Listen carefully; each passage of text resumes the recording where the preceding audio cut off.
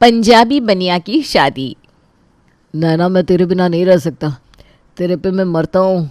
हाँ तो अब शादी कर लेते हैं, वैसे भी बहुत वक्त हो गया है हमें रिलेशनशिप में रहते हुए। अब मैं भी अपनी सहेलियों की तरह अपना घर बसाना चाहती हूँ। तो ठीक है, कल ही घर पर बात करते हैं। मैं अपने घर पर बात करता हूँ, तो अपने घर में बात करो। मुझे तो अपने घर में बात करने की हिम्मत ही नहीं हो रही। मेरे घर में किसी की लव मैरिज नहीं है, मैं पहली हूँ जो ऐसा करने जा रही हूँ। बात कैसे करूँगी मैं? अरे इतना क्या सोच रही हूँ, जब करना है तो करना है। तुम्हें क्या मेरे साथ नहीं रहना? तुम मुझसे प्यार नहीं करती हो क्या? मैं भी तो अपने घर में बात करने जा रहा हूँ ना। अरे तुम लड़के हो, और वैसे भी ना तुम्हारे घर वाले बहुत कूल है। एक लड़की के लिए बहुत मुश्किल होता है अपने घर पर बात करना। ठीक है, तुम नहीं कर सकती हो तो मैं करता हूँ तुम्हारे पापा से बात। बोलो कब करूँ? नहीं नहीं नहीं नहीं, तुम मत करो, मैं करती हूँ बात सबसे। थोड़ा वक्त दो ना मुझे। 10 साल का वक्त कम था क्या? अब और वक्त नहीं दे सकता मैं, आज ही बात करनी होगी तुम्हें। यार तुझसे समझते नहीं हो, मैं तेरे बिना नहीं रह सकता हूँ। तू मेरे नाल प्यार नहीं कर दिया। नैना की आंखें भर जाती है, वो गगन के गले लग जाती है और धीरे से कहती है, गगन मैं आज ही अपने घर में बात करती हूँ। मैं तुमसे बहुत प्यार करती हूँ, बहुत बहुत बहुत। तुम कभी ऐसा मत पूछना कि मैं तुमसे प्यार नहीं करती हूँ क्या। अरे पगली, ये तो बुरा मान गई। गगन और नैना खा पीकर अपने अपने घर चले जाते हैं। रात को दोनों अपने अपने घरों में शादी की बात करते हैं। एक तरफ नैना अपने घर वालों को सब कुछ बताती है, तो दूसरी ओर गगन अपने घर में सबको सब कुछ बता देता है। पापा मैं गगन के अलावा किसी और से शादी नहीं करूँगी, वो बहुत अच्छा है, आप एक बार उससे मिल तो लीजिए। ठीक है, मिल लेते हैं। लड़का अपनी जात का तो होगा ही। और नहीं तो क्या, इससे तो बचपन से ही एलर्जी है दूसरी जात से। बुला लो लड़के को कल घर पर। अब नैना के मन में उथल पुथल शुरू हो जाती है। वो खुद से कहती है, अब क्या करूं, कैसे बताऊं कि ये गगन पंजाबी है। कहीं बताने से मिलने को ही मना कर दिया तो क्या करूंगी। बता देती हूँ, अब ओखली में मुंह डाल ही दिया है तो मुसल से क्या डरना। नैना अपनी आंखें बंद करके एकदम से कहती है, नहीं गगन पंजाबी है, लेकिन मैं उससे ही शादी करूंगी, कल वो आ रहा है आपसे मिलने। ये बोलकर नैना अपने कमरे में चली जाती है। मनीषा अपने माथे पर हाथ रखकर कहती है, कहाँ हम बनिया, कहाँ वो पंजाबी। इस लड़की को क्या हो गया है? उस लड़के ने कोई जादू टोना तो नहीं कर दिया? जादू टोना हो या जो भी हो देख लूँगा मैं, चिंता मत करो। नैना ने लड़के से मिलने को कहा है, हम मिलेंगे और लड़के में कोई ना कोई कमी निकाल कर इस शादी के लिए मना कर देंगे। हाँ तब ठीक है। उधर गगन कहता है, पापा जी मैनू नैना पसंद है। नैना मेरी आंखों में बस गई सी, मैं उसके नाल ब्याह करागा। अमनदीप ये सुनकर सोफे से उठ खड़ा होता है। गगन के कंधे पर हाथ रखकर कहता है, वाह मेरे पुत्र, आज तेनू साबित कर दिया कि तू मेरा ही पुत्र है। मैंने भी तेरी नाल प्रेम ब्याह किया सी। कब चलना है लड़की वालों के घर बात करना है? तूने तो हमारी टेंशन दूर कर दी कुड़ी देखने की। नैना नाम तो बड़ा चंगा है कुड़ी दा। अमनदीप इतना एक्साइटेड हो जाता है कि ज़ोर ज़ोर से ताली मारने लगता है। बेटा कल क्यों, अभी चलते हैं लड़की के घर? नहीं नहीं पापा जी, कल चलते हैं, एक दिन की तो बात है। हाँ जी कल चलेंगे, पाल खरीद लेंगे सुबह। बहू को पहली बार देखेंगे तो कम से कम कुछ तो देना होगा ना। तेरे पापा जी ना बहुत हड़बड़ाते हैं। हरजोत तुझसे ना मेरा दिल लूट लीता, मेरे दिल विच जोत जला दीता। मैं तेनू प्यार करदा, तेरे ऊपर मैं मरदा। तुसी ना चलो खा पीकर सोने चलते हैं, कल की तैयारी भी तो करनी है मैनू। एक तरफ सब कोई सोए रहते हैं, दूसरी ओर नैना और गगन को रात भर नींद नहीं आती। अगले दिन हरजोत सुबह पहले ही बाजार चली जाती है। फिर दोपहर में अमनदीप, हरजोत और गगन नैना के घर जाते हैं। जाते ही अमनदीप शंभू से कहता है, भाई साहब दोनों बच्चे एक दूसरे से प्यार करते हैं, तो अब इसमें हमारा क्या है? बिना सोचे हमें इन दोनों की शादी पक्की कर देनी चाहिए। बैठ के बात करते हैं। सब बैठते हैं। मनीषा चाय नाश्ता लगाती है। भाई साहब लीजिए, बहन जी बात तो होती रहेगी, पहले कुछ खाइए। हाँ अब तो सब लगा ही रहेगा। नैना से मिलना चाहते हैं हम। नैना आ जाएगी थोड़ी देर में। वो ऐसा है ना बहन जी कि हम बनिया हैं और आप लोग पंजाबी, ये रिश्ता हमें पसंद नहीं है। अरे बहन जी, क्या खराबी है हमारे पुत्र में जो आपने अपनी बेटी का हाथ उसे देने से मना कर दिया? अपने कॉलेज का टॉपर रह चुका है गगन, और उसकी सैलरी 36 लाख सालाना है। अंकल जी, आपकी बेटी को कभी कोई कमी नहीं होने दूंगा, आप उसका हाथ मुझे दे दीजिए। आपके लड़के में कोई कमी नहीं है, बस आपकी जाति अलग है। हमारे घर में दूसरी जात में शादी नहीं होती। भाई साहब अब क्या ही जात, अब बच्चे खुश तो सब खुश, इनकी खुशी के लिए मान जाओ। अपनी जात में आप अपनी बेटी की शादी करोगे तो ज़रूरी है क्या कि वो लड़का उसे अच्छे से रखेगा? कल को उसको कोई तकलीफ़ हुई तो वो ज़िंदगी भर आप लोगों को ही कोसेगी ना। बात तो बहन जी सही कह रही है जी। वो बगल में अग्रवाल जी की बेटी है ना, वो ससुराल छोड़कर यहीं आकर बैठी है। सुना है लड़का कुछ कमाता नहीं था, शादी के वक्त पता नहीं चला। ठीक है, तुम कहती हो तो ये रिश्ता मुझे मंजूर है। रिश्ता पक्का होने के बाद से अमनदीप की खुशी का ठिकाना नहीं रहता। वो अपनी खुशी जाहिर करने के लिए भांगड़ा करने लगता है। सब कुछ अच्छे से हो जाता है। गगन धीरे से अमनदीप से कहता है, पापा जी हो गया, अब शादी में भांगड़ा करना। हाँ भाई साहब, ओह भाई साहब नहीं समझी जी, अब तो रिश्ता जुड़ गया है। अब शादी की बात कर लेते हैं, क्या है कैसे करना है, डेट शीट निकलवा लेते हैं। हाँ जी, वो भी निकलवा लेंगे। भाई साहब मुझे एक बात कहनी है। अरे समदन जी तुसी बेधड़क कहो जो कहना है। अब हम रिश्तेदार हैं और रिश्तेदारी में क्या हिचक। वो समझी जी हम बनिया है और हमारे में पीना वीना नहीं चलता। हमारी बेटी की शादी में कोई दारू नहीं खुलेगी। समदन जी हमारे में बिना दारू के कोई भी फंक्शन नहीं होता। बिना दारू के पार्टी को पार्टी ही नहीं समझते। अरे कोई बात नहीं, शादी में हम बिना दारू के काम चला लेंगे, बाद में फिर सबको अपने घर में पार्टी दे देंगे। पंजाबियों में नॉनवेज चलता है और हमारे घर में लहसुन प्याज भी नहीं बनता। शादी में हम तो भाई बिना प्याज लहसुन का खाना ही बनवाएंगे। बाराती नाराज़ हो जाएंगे, क्या इज्जत रहेगी हमारी? सब कहेंगे कैसी शादी की है। अरे कुछ नहीं होगा, शादी आपको जैसी करनी है करो। हम अपनी बहू को ले जाएंगे और अपने यहाँ ऐसी शानदार पार्टी देंगे कि लोग देखते रहेंगे। ठीक है तब। शादी पक्की ना समधन जी? हाँ जी, बच्चों की खुशी में ही तो अपनी खुशी है। नैना और गगन एक दूसरे को देखते हैं और शादी की खुशी उनकी आंखों से झलकने लगती है। समधी जी शादी की डेट निकलवा कर हमें बताइएगा, अब हम चलते हैं। ठीक है जी। गगन और उसका परिवार वापस चला जाता है। अब एक एक करके गगन और नैना के घर वाले अपने रिश्तेदार और दोस्त यार को शादी के बारे में बताते हैं। मनीषा की बहन को जैसे ही पता चलता है कि नैना की शादी किसी पंजाबी लड़के से हो रही है तो वो कहती है, अब क्या यही देखना बाकी रह गया है? अब पंजाबियों की खातिरदारी करनी पड़ेगी। बहुत गलत जगह हाथ रखा है तुमने मनीषा। ये पंजाबी लोग खाते पीते हैं, शादी में पीकर तमाशा करेंगे। देख लेना तुम, पूरी बिरादरी में नाक कट जाएगी हमारी। अरे नहीं दीदी, वो बहुत भले लोग हैं। हम मिले हैं उनसे, उन्होंने कहा जैसे करनी है वैसे शादी करो।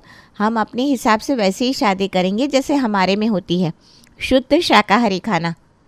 अरे बाबा तुझे अभी वो लोग सीधे लग रहे हैं। शादी में देख लेना तमाशा करेंगे, बाहर से दारू पी कर आएंगे, फिर क्या करेगी तू? हैं, बिना दारू के इन लोगों की एक छोटी सी पार्टी भी नहीं होती तो शादी कैसे होगी?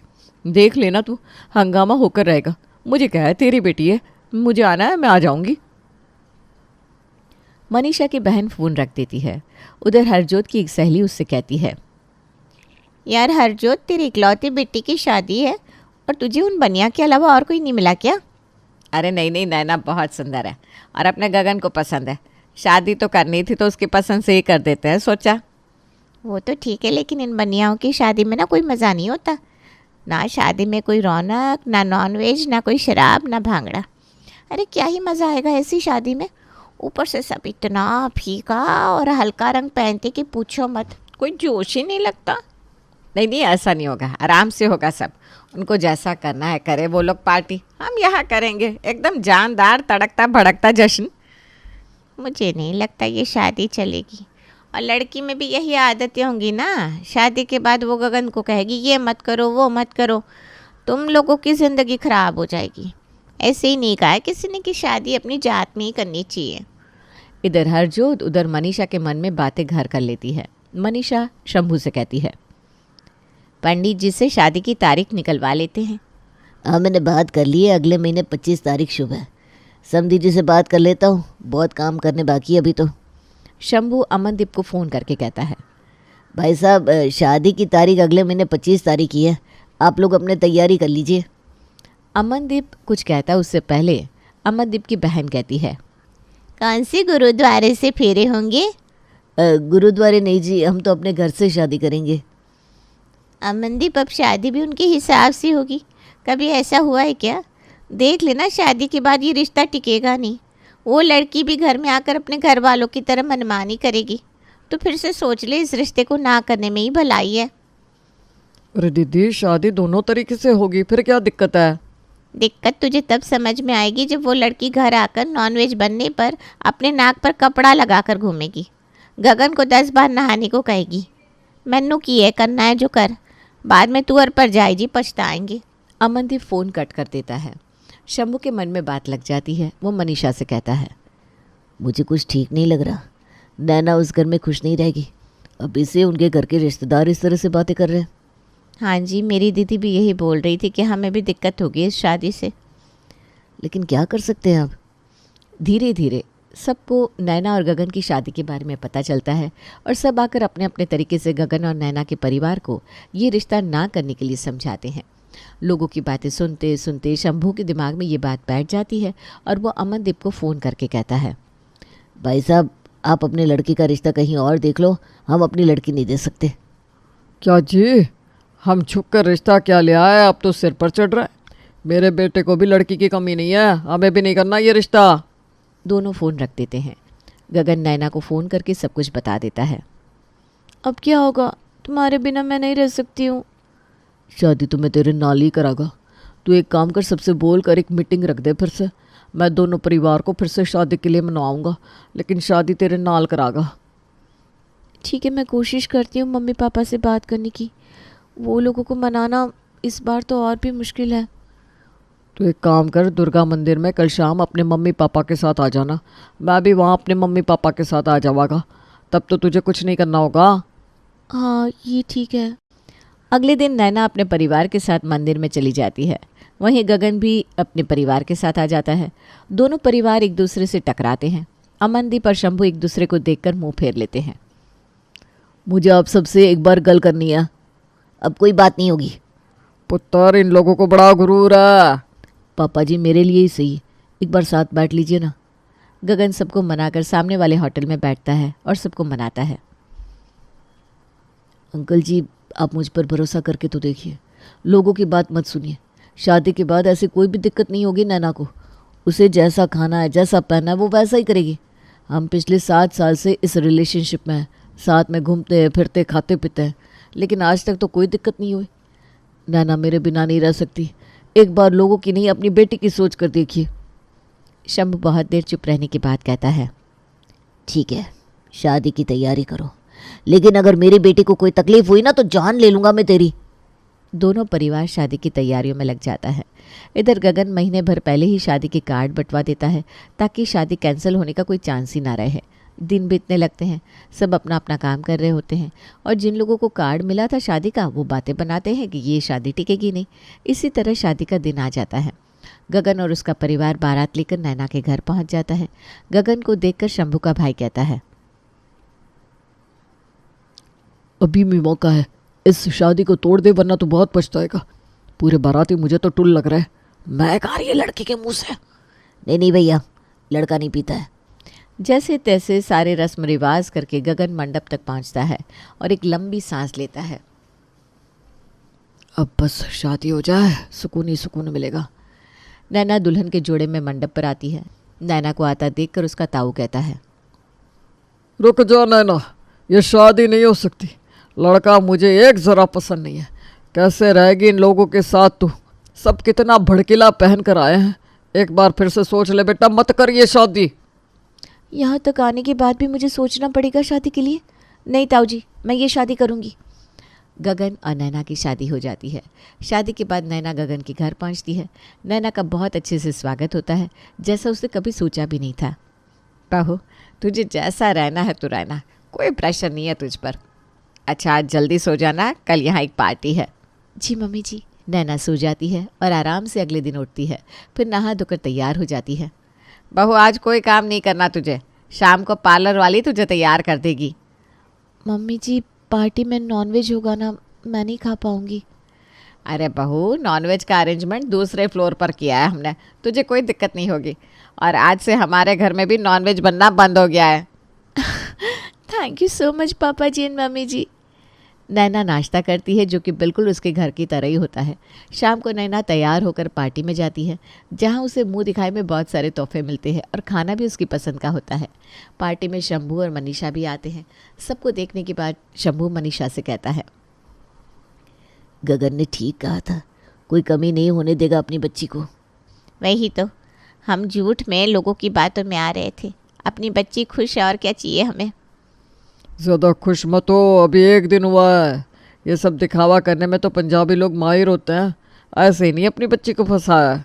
किसी रोज़ घर जाकर देखना, तब समझ में आएगा। वरना अपनी नैना तो इतनी भोली है कि खुद से कुछ कहेगी भी नहीं किसी से। वैसे भी पग फेरे के लिए उसे लाने तो जाना ही होगा, और ये बात समधन जी और समधी जी को पता नहीं है। पार्टी अच्छे से हो जाती है और अगले दिन शंभू और उसका भाई नैना को लेने अमरदीप के घर पहुंच जाते हैं। समधी जी आइए आइए, बैठे बैठे। हरजोत, खाने पीने का इंतज़ाम करो, पहली बार समधी जी घर आए हैं। आ रही हूँ। हरजोत चाय नाश्ता लेकर आती है। समधन जी, मैं नैना को पग फेरे के लिए लेने आया हूँ, उसे ज़रा बुला दीजिए। वो तो सो रही है, कल थकी हुई थी ना। पता होता तो हम पार्टी अगले दिन ही रख लेते। नहीं नहीं जी, ऐसी बात नहीं है। ठीक है, फिर हम चलते हैं। वो उठ जाए तो बता दीजिएगा, हम लेने आ जाएंगे। समधी जी, आप क्यों तकलीफ़ करते हैं बार बार? गगन बहू को छोड़ देगा। ठीक है जी, हम चलते हैं। शंभू और उसका भाई वहाँ से वापस आ जाते हैं। रास्ते में शंभू अपने भाई से कहता है, भैया, अब तो यकीन हुआ कि हमारी बेटी खुश है। हाँ भाई, हमने जैसा सोचा था वैसे तो कोई दिक्कत है नहीं यार। नैना अपने ससुराल में एकदम आराम से एडजस्ट हो जाती है और सब कुछ सही से चलने लगता है।